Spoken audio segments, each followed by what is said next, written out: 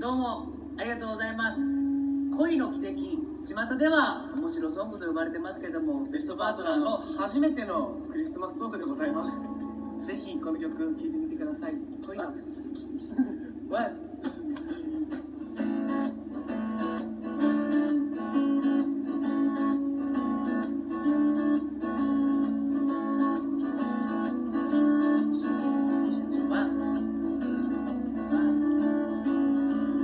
今日は初めての二人だけのクリスマス。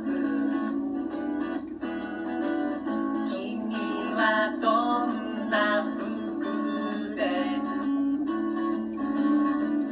来てくれるのかな。肩叩かれ振り返る僕の心の汽車は大きな汽笛鳴らして空を駆け巡る。ラララララララ、鼻歌と白い息が奏でる恋の歌。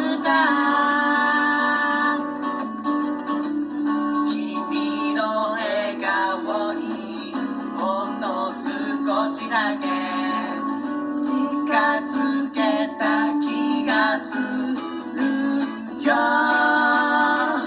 ラララララララ、降り積もる雪と君が奏でる愛の歌。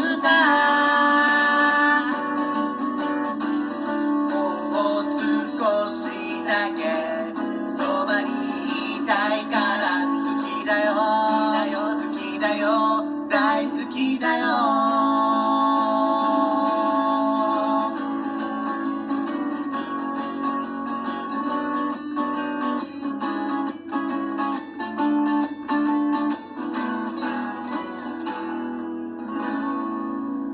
恋の奇跡お届けしました。